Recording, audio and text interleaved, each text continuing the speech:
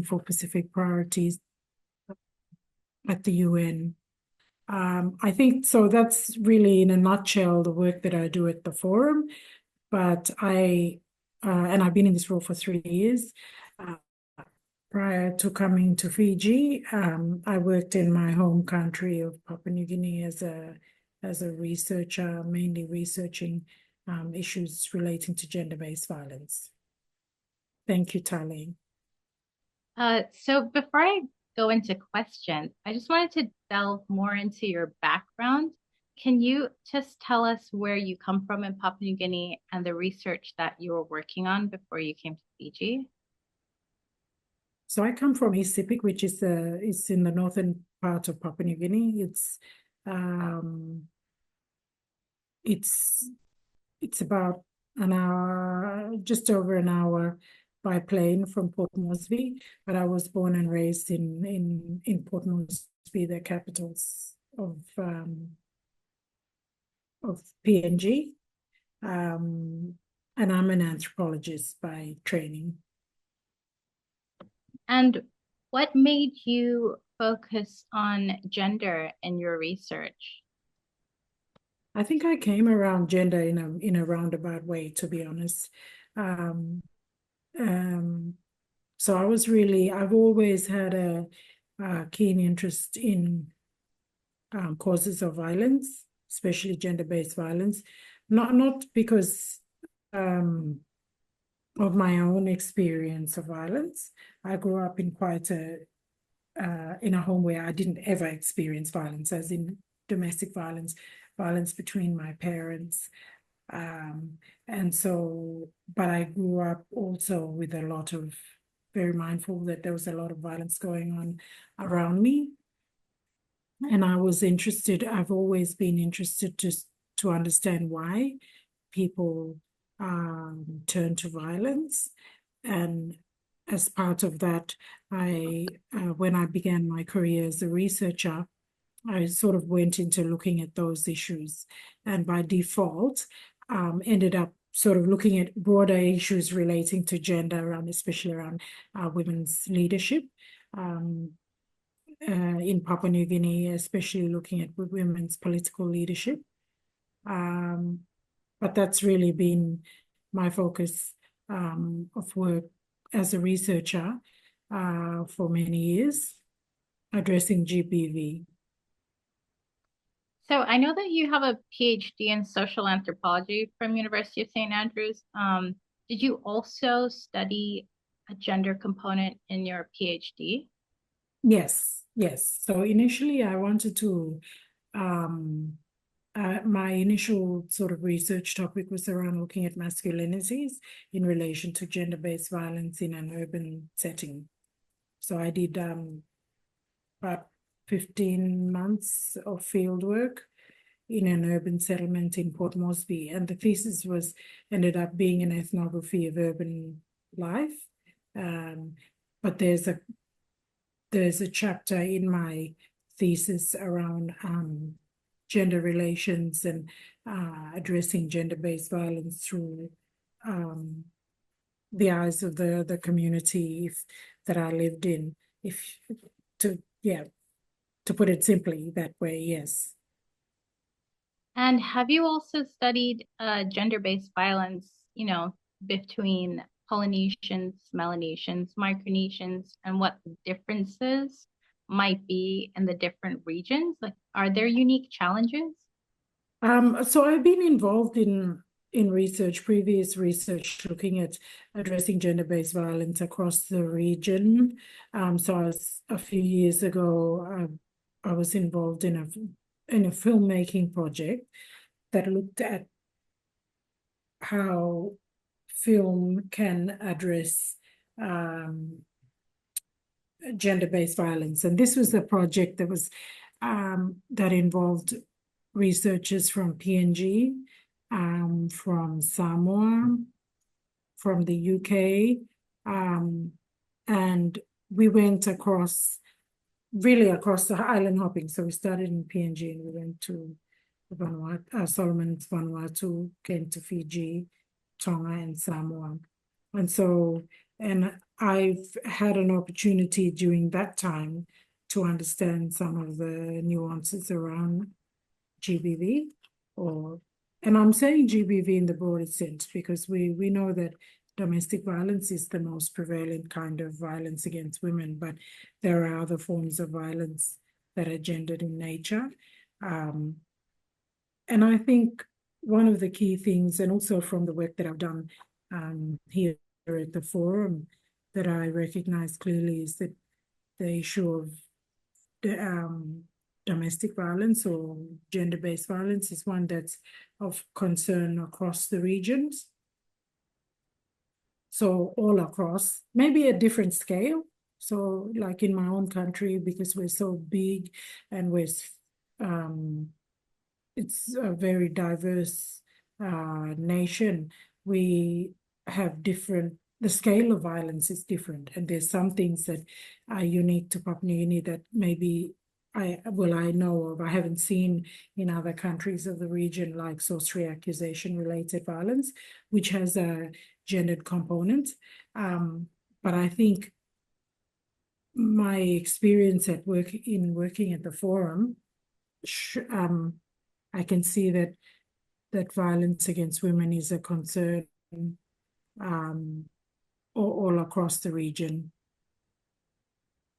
Right. And because specific societies are so layered and there's so many differences in like culture and faith as well, how does faith and culture impact gender-based violence? How does it help or hurt the cause, from what you've seen in your research?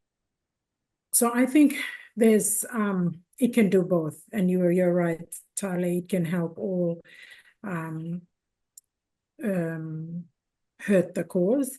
And I can share experience from doing research in PNG around sorcery accusation related violence, where it's very gendered in the sense that in some parts of Papua New Guinea, the accusations of sorcery are predominantly against women. In other parts, it's mainly men who are accused of being sorcerers. But in generally, regardless of whether the person being accused is a man or a woman, we found that the role of the church is really important in that it can harm or help. So there are some parts of the country where they've been dealing with sorcery accusation for many years. It's part of the way we live, our worldview.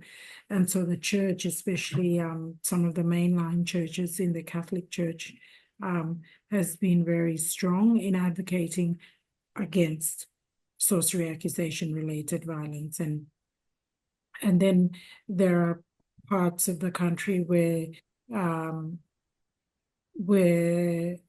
religious belief and faith in many ways fuels the accusation because of the way in which the Bible is interpreted as well, and Christian teachings are interpreted to in some ways align with our traditional worldview around why things happen. For example, if someone who's quite young is sick and dies and there's no cause for their death, people revert to what they know, their ways of living in our traditional societies.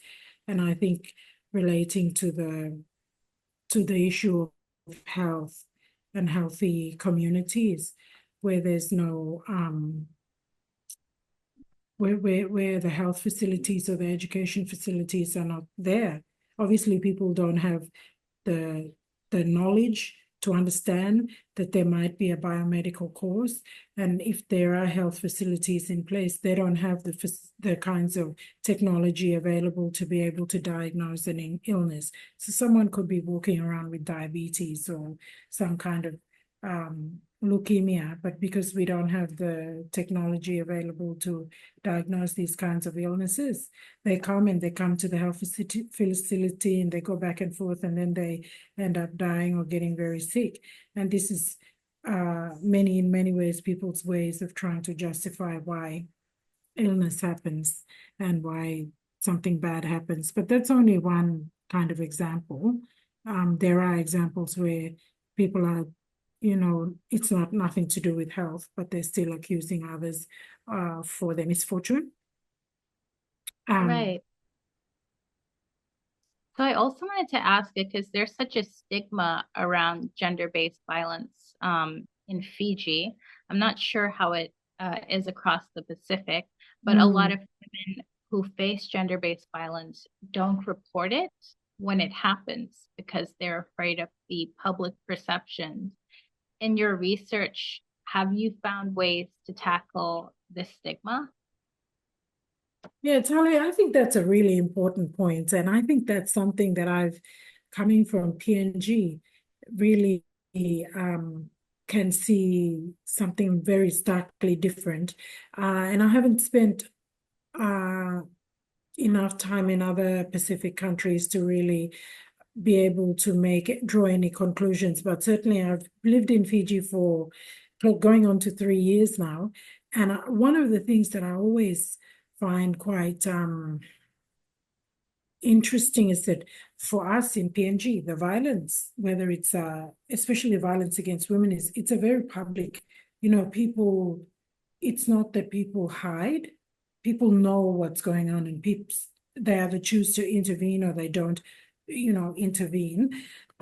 But we do also know that from research from the Demographic Health Survey in PNG and from research across the region, that this stigma is a real issue, in the sense that people don't know want other people to know their business, but also in many cases, and I hear this from people who work in the GBV space. One of the reasons why women don't come forward is that they don't want their husbands to go to jail. So in countries like Fiji, and Tale, maybe both you and Maeva might have some thoughts around this, where you have a no-drop policy, is my understanding. This, this means that anybody who comes into contact with the law, that's it, it goes now, as in the case will go. And seems to be some reluctance around women to come forward because they don't want their husbands to go through this process where they might end up in jail. And also, of course, there'll be stigma around that as well, because when a man is removed from his family, all of the other repercussions around what his family thinks.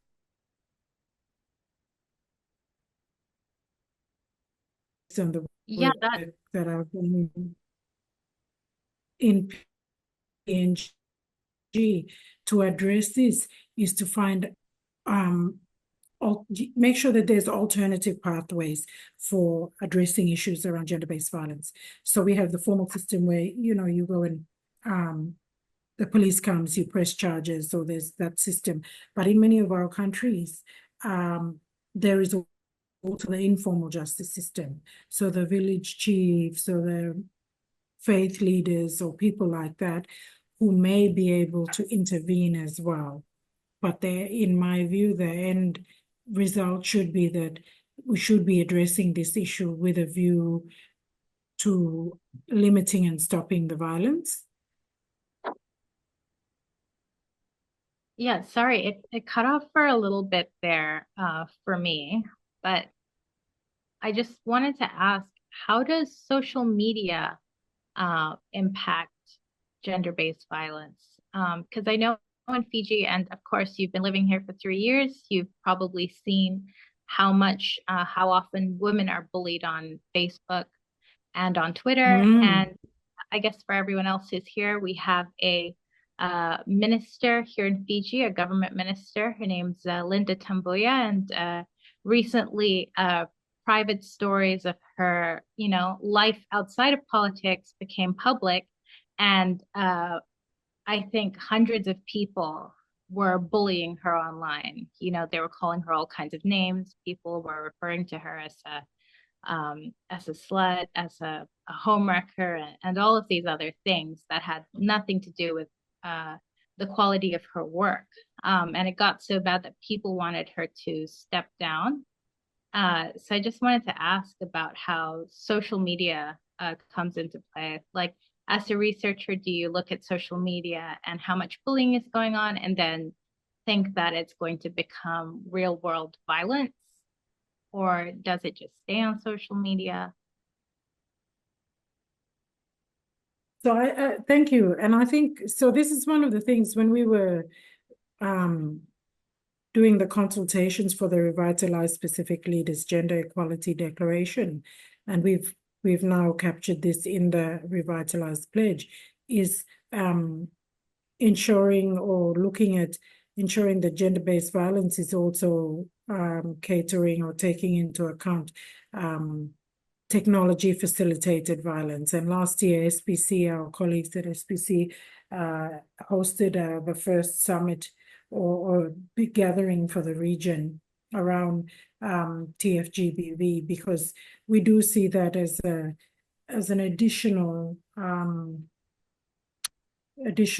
sort of thing to consider now and worry about in terms of addressing gender-based violence, because as you rightly said, Tale, you know, it's kind of like free reign on social media. Anybody can say.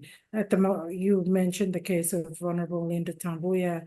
At the moment, I've noticed in the last 24 hours, there's a lot of talk about this Tongan woman who's made some remarks regarding the recent George Fijivek also concert in Nandi around Fijians, and my understanding just from reading the kind of back and forth on social media is that she is a survivor of domestic violence. But you can see that kind of undercurrent in the way people can really become quite nasty online. And if I can just make one more point around that in relation to women in leadership. And we see this across the region where we want to have women like Linda Tambuya and others in leadership roles, especially at the highest level in politics. But we also know that women who are in politics are not just in our sort of in the small Pacific Islands countries, but in our big PIF countries, in Australia and New Zealand included, that women who are at leadership level in politics really also have to put up with a lot of bullying and that kind of cyber-related harassment. Right. And I also wanted to ask, how does social media bullying affect girls' education, or how does it affect women in the workplace? Have you conducted any research in that area? I haven't been able to really look into that, but I can, just by looking at the papers here in Fiji, I can see not just women, but I've, seen a few cases in the last year where there was young men who committed suicide over bullying. And we've had one case in Papua New Guinea where a young girl, a teenager, committed suicide because of bullying. You see, in the workplace, I think there's opportunities to address this kind of things through workplace policy. It's really outside of work that there's not enough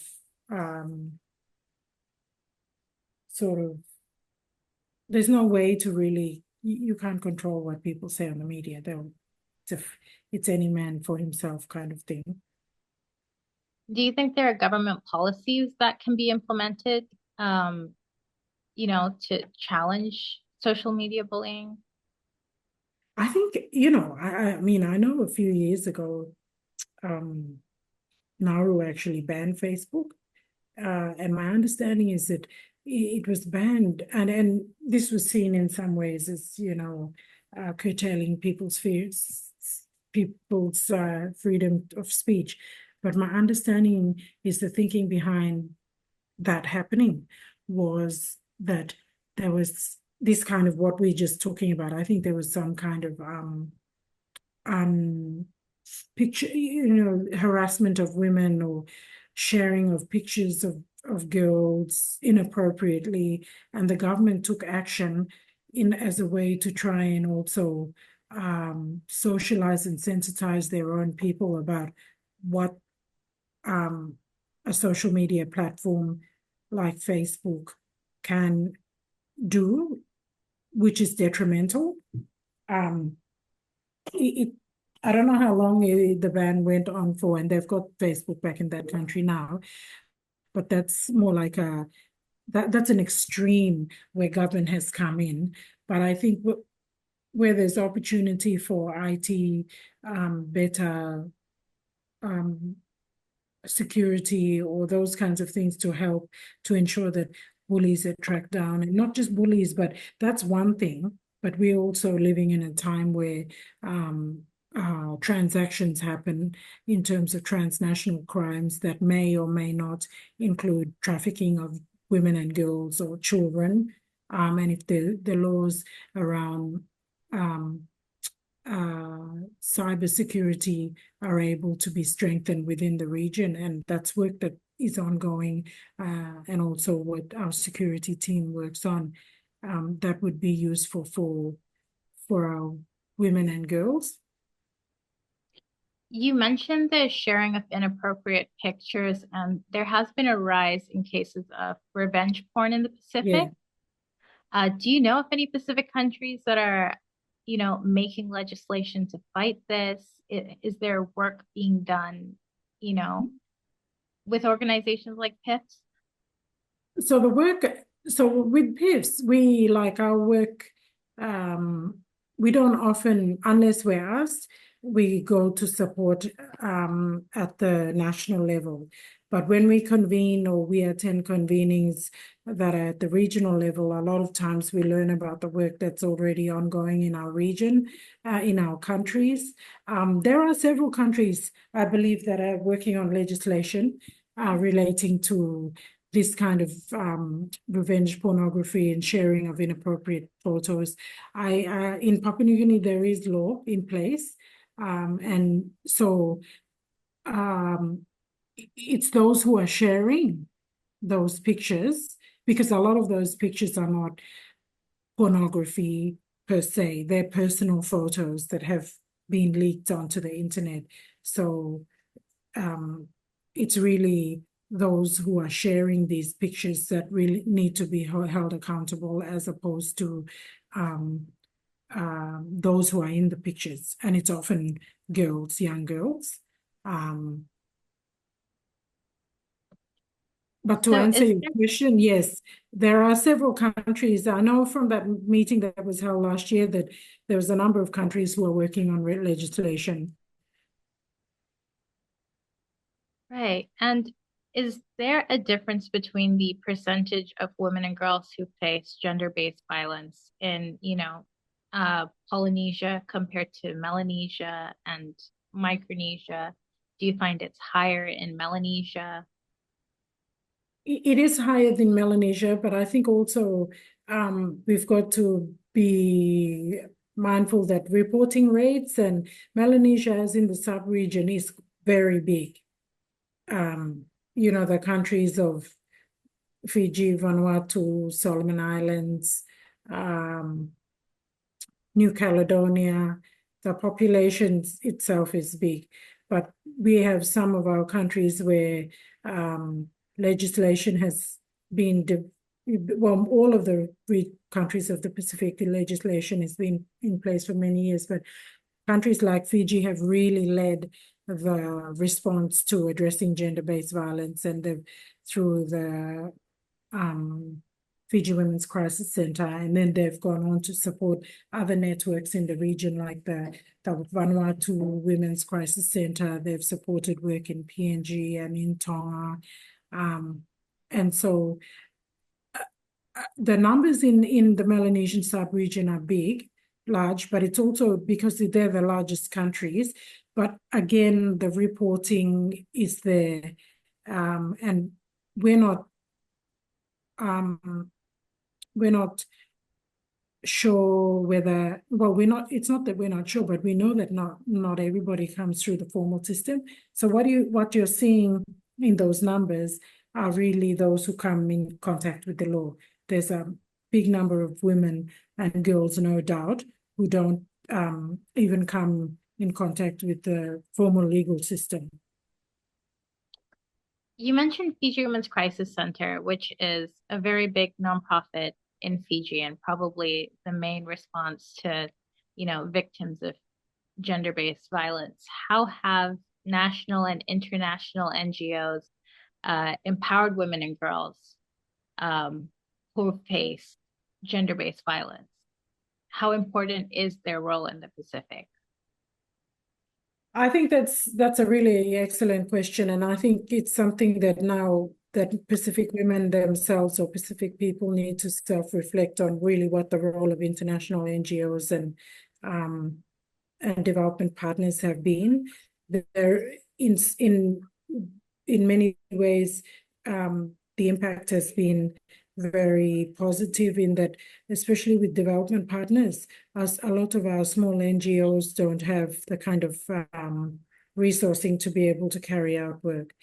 But having said that, given the nature of our societies and our communities, we're very family-based, clan and kin-based groups. Much of what has been advocated in terms of the support for addressing gender-based violence has come from a very Western lens. It's very individualistic. It doesn't take into account that some communities come together as a group to talk and resolve these kind of issues. We've been sort of pitted up as it's an individual right to life, to freedom, to safety, without really recognizing the context in which women in our societies live, in that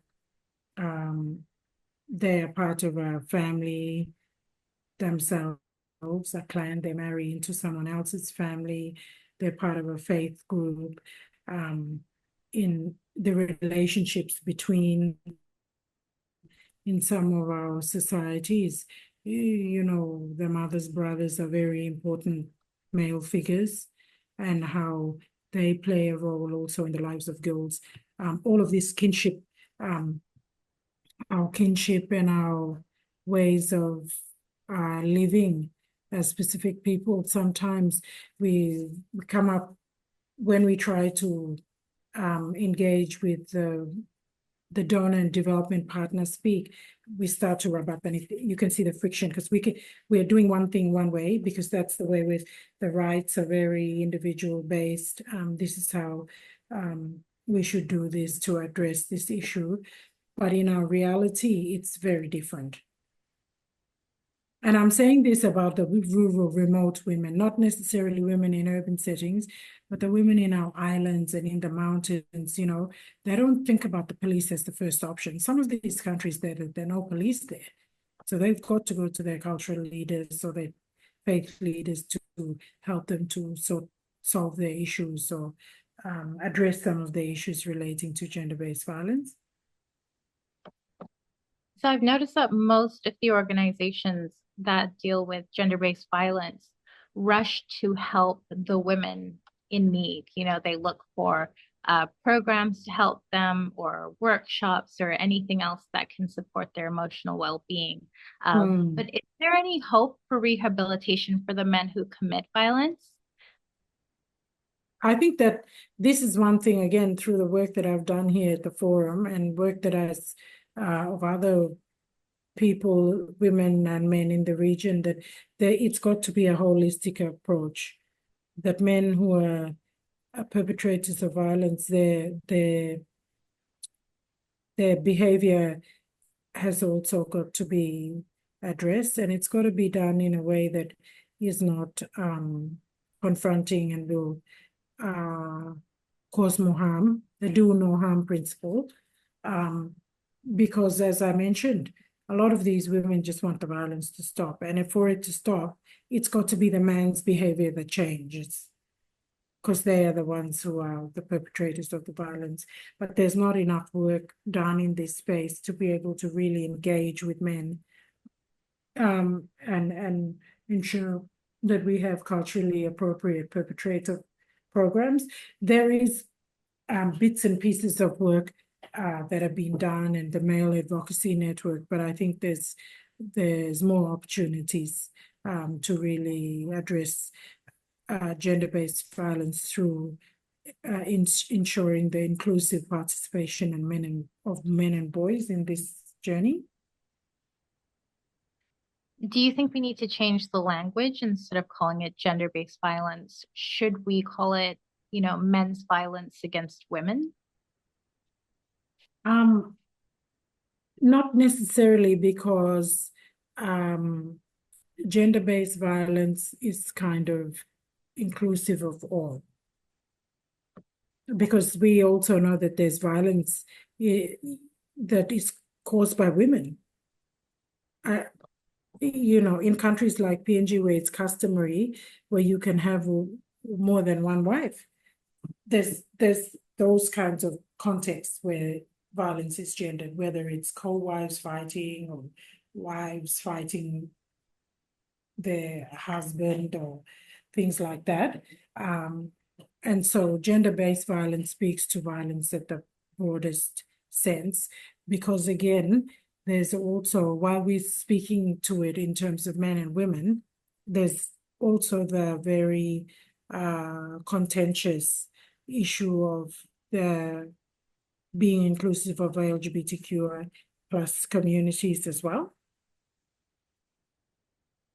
And have you personally witnessed, men who have committed violence become rehabilitated, change their ways? And how did they do this? Did they go through the church, or was there another way, an alternative way for them? I know of personally myself of men who have changed.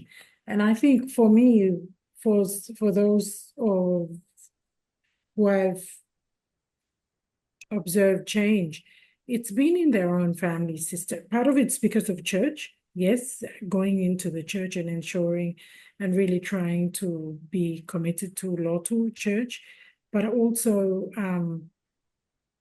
in one instance, women who have had daughters.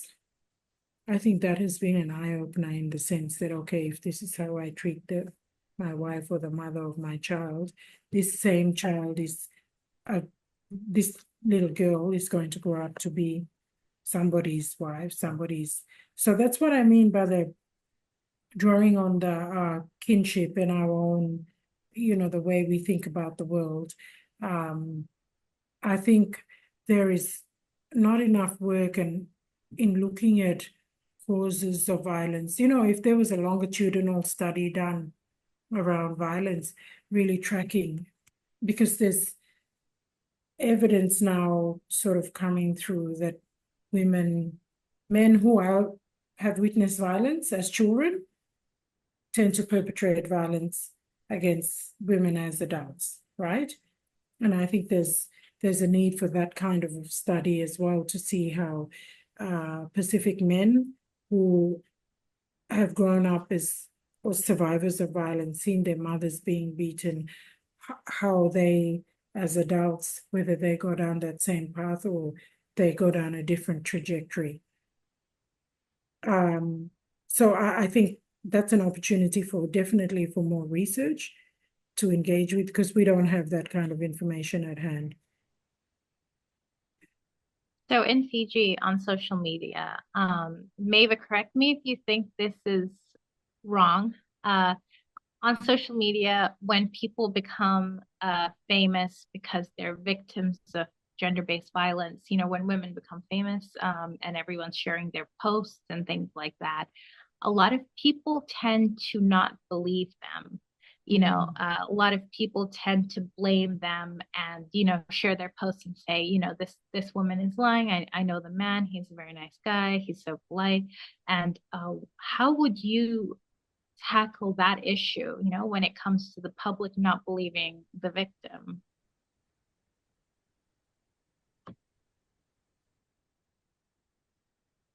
So, Tale, just say again, for victim blaming on social media. Yeah, If there's I so can, much victim blaming Mm. there's so much victim blaming that happens in Fiji on social media, if a case becomes public, people find out who the victim Yeah. is, they'll discuss it on social media. And because Fiji is such a small country, of course, the victim, her whole family would be reading this. Yeah, I think again, these are the kinds of challenges that women face in wanting to come out and speak about their stories. And with social media, that's an added kind of burden for them in many ways. And it also comes back to our own how we think about this issue, victim blaming in the sense that, um, anything, whether she asked for it or she didn't do this the right way or whatever. And victim blaming is not something that's new. It's just that now social media allows everybody to have that conversation. Whereas before, when we had no social media, people still victim blame, but it's in your own family group. Okay, this happened to your sister-in-law, and people go and talk here and say, oh, she didn't do that, that's why she got a beating. And while I'm on that point, can I just also speak to that issue around victim blaming and the way and the gendered roles? Again, speaking in the context of the Pacific, there's certain roles, and especially when you're married into a family, that there's expectations that you will do. And these are the things that rub up against. I mean, I don't know, Mary, your experience in Vanuatu, where there's certain things that when you marry into a family, they expect that out of the brother, wife, and you're, for example, married to the eldest son or something, that the wife of this brother will do these things and be this person to that family. Yeah, the saying is that if you're married the whole entire extended family. That's the one. That's the one.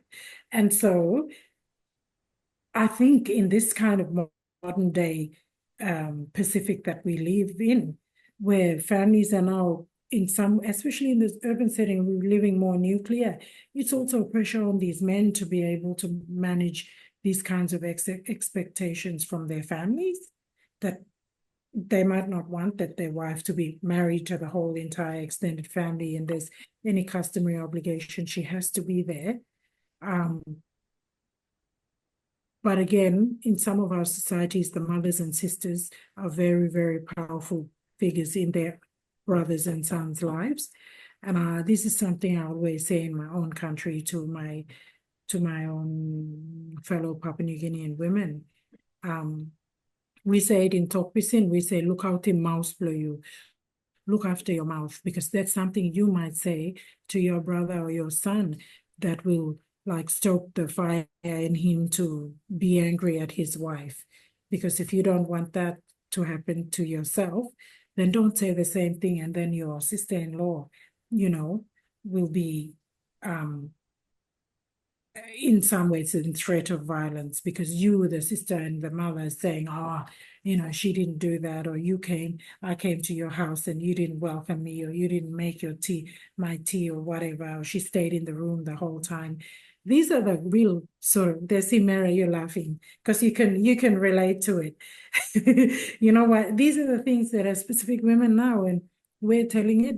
If someone else heard it, they'd be like, oh my goodness, that's so bizarre.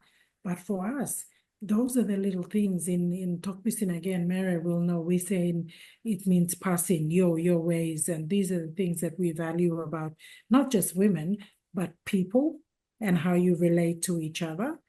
But I think, speaking about in the context of gender-based violence, it really can have some kind of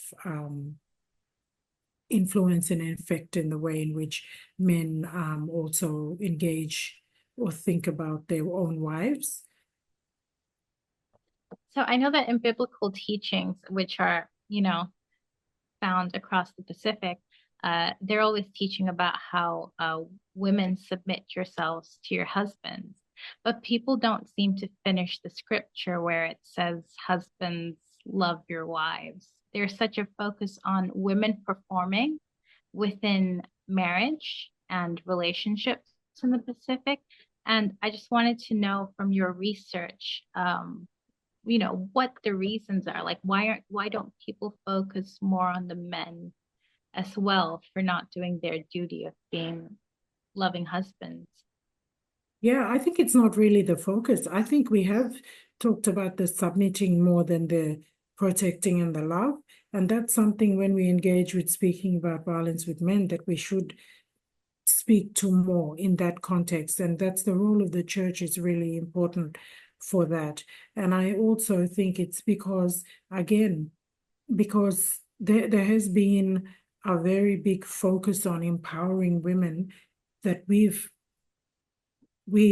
in some ways are starting to see these very disempowered men, young men in our region.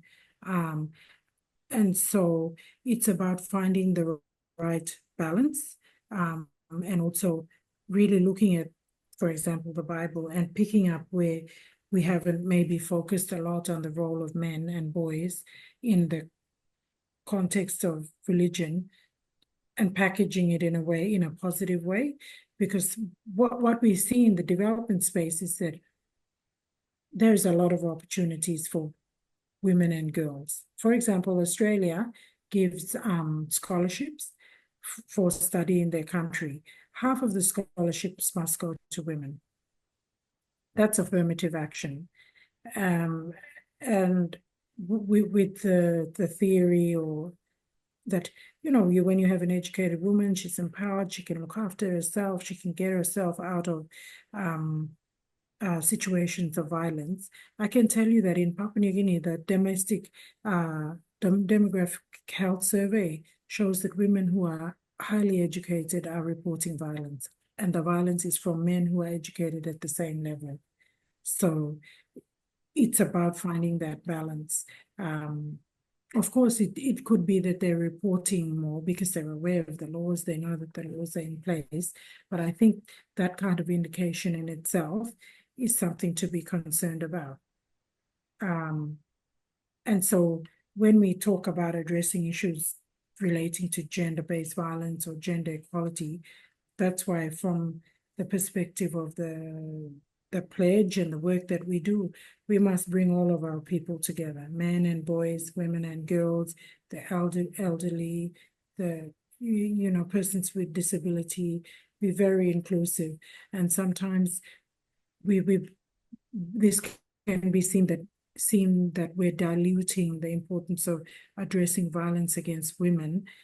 But I think we've seen, especially with a lot of donor and development interventions, that the change can happen over time, but it's got to be consistent and it's got to be owned by the people, our own people, which means that it's got to be done in a way and framed in a way that they can also relate to.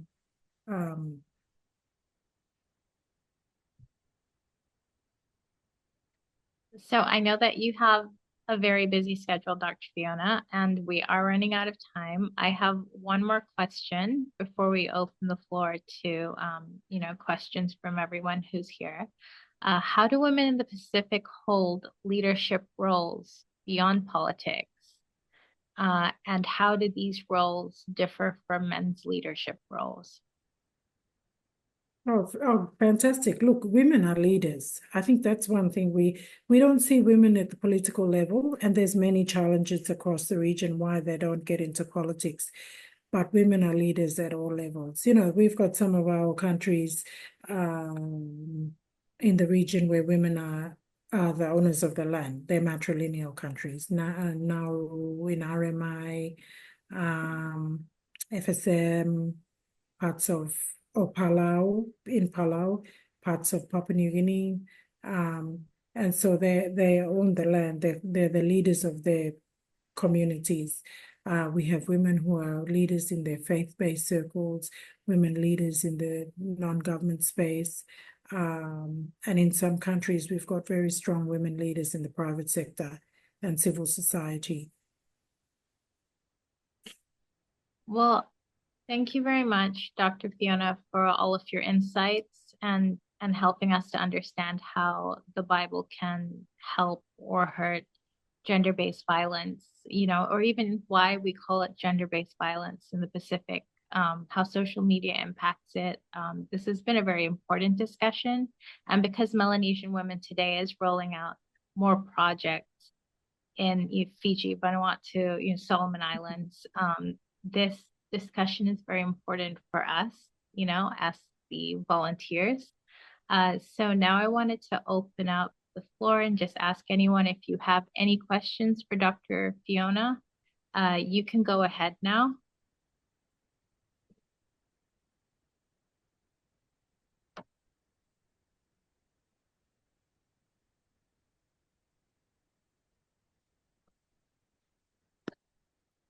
Maybe I could just pick someone randomly to ask a question. So I will go to our master student in Adelaide, who is training to be a psychologist. Maeva, do you have any questions for Dr. Fiona? Well, I really like what you said about the role of churches, how it can cause harm, or it can, I forgot what you said, can cause harm or improve in terms of gender-based violence. Because I used to work for Fiji Women's Crisis Center, and we used to go and do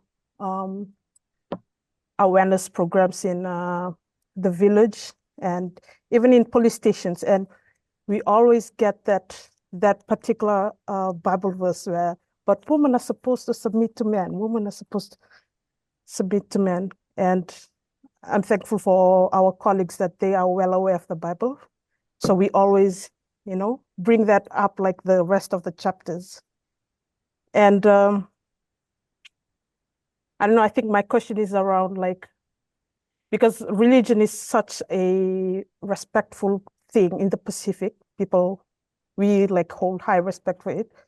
How, I think my question is around how can we, bring the Bible in terms of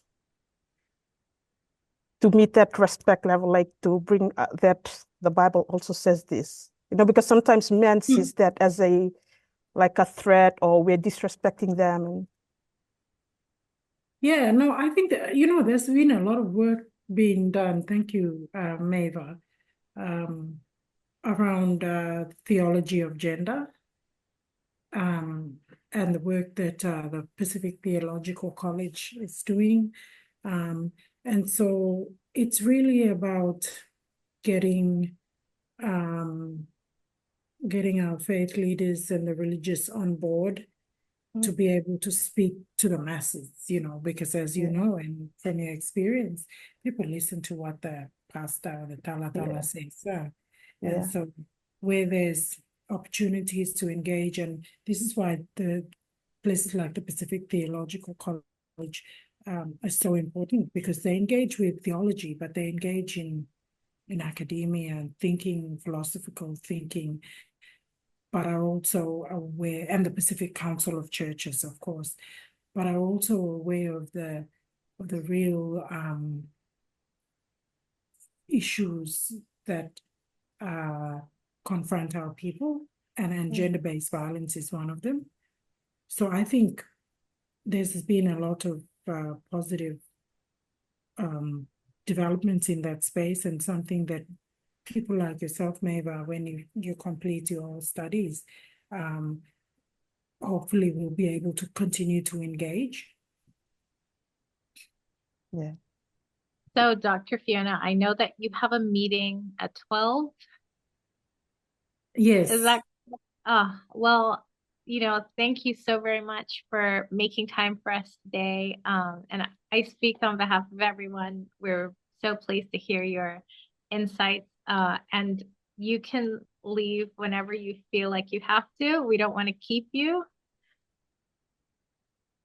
Oh, thank you. Yes, sorry, I've got another meeting to go to at 12, and I'm really sorry that I talk so much that I didn't get time to engage in some of your questions as well.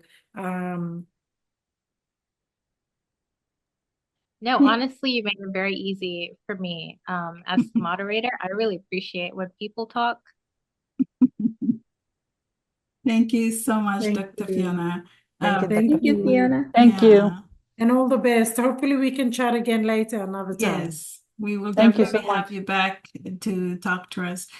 And in the meantime, if you. anybody wants to go ahead and ask the question, Talaya and me and Maver, she has